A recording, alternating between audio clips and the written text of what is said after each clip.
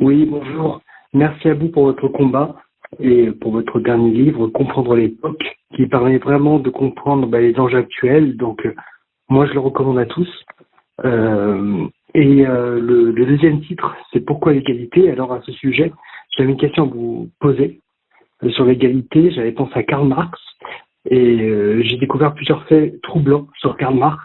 Premièrement, qu'il n'avait jamais condamné l'usure, alors que c'est quand même une forme d'exploitation capitalistique qui est assez poussée.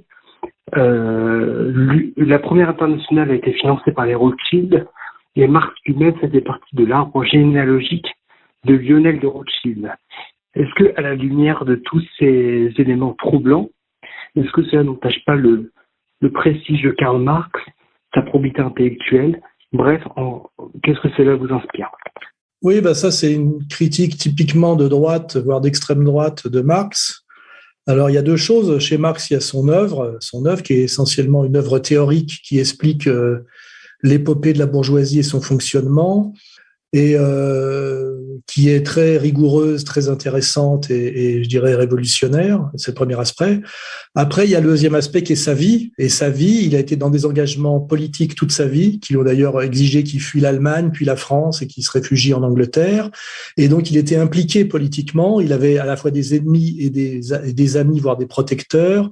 Et il est tout à fait possible, même démontré, puisque je pense que c'est ce que lui reprochait déjà Bakounine quand ils étaient concurrents, c'est qu'effectivement Rothschild, par sa dimension révolutionnaire, intéressait sans doute pas seulement un mouvement ouvrier qui d'ailleurs souvent ne comprenait pas son socialisme scientifique, mais peut-être aussi des banquiers, on va dire, apatrides, issus d'une certaine communauté, qui voyaient bien l'intérêt de soutenir ce révolutionnaire en partie pour faire tomber des régimes qui pratiquaient encore le numerus clausus et qui étaient parfois encore des régimes impériaux, monarchistes.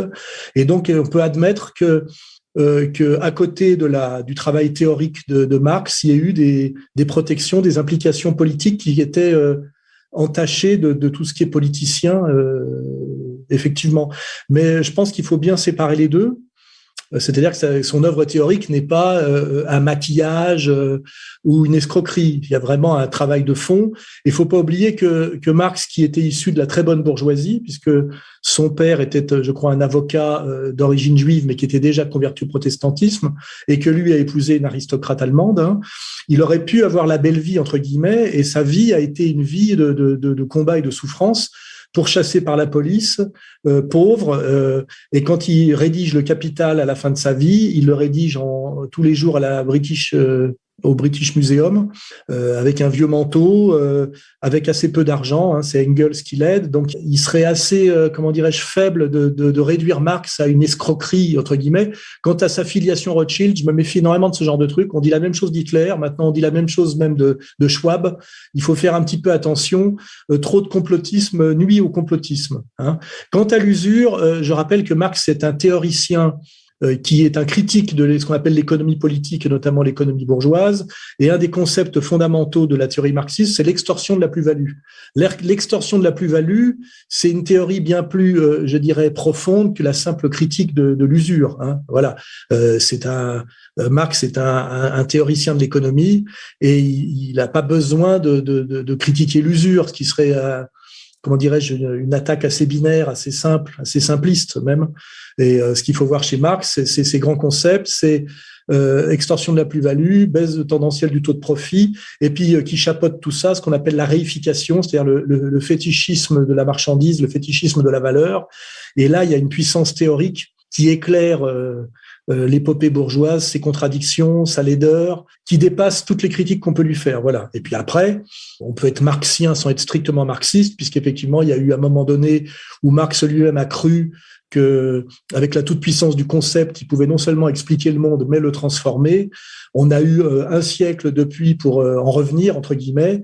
Donc, je pense qu'aujourd'hui, il faut être raisonnablement marxien, prendre chez Marx ce qui est vraiment intéressant, sans retomber dans une hystérie marxiste-léniniste totalement vintage, qui n'est pratiquée que par très peu de gens aujourd'hui, souvent des gamins d'ailleurs qui sont plutôt issus de la bourgeoisie culturelle et jamais du mouvement ouvrier, si tant est que le mouvement ouvrier existe encore, compte tenu de ce que Kluskar appelait la métamorphose de la lutte des classes. Voilà. Donc, les gens d'extrême droite ont souvent du mal avec la théorie. Ils reviennent toujours à des constantes anthropologiques, psychologistes qui sont pas totalement fausses, mais qui tombent souvent dans la caricature et qui empêchent de penser. Voilà. Donc, pour conclure, il faut prendre chez Marx ce qu'on doit prendre chez Marx, et par ailleurs, on peut valider assez totalement la critique que faisait au même moment Bakounine de Marx, de sa haute main sur la Première Internationale et des ambiguïtés qu'il y avait derrière cette tentative de prise de contrôle européen du mouvement ouvrier. Oui, bonjour.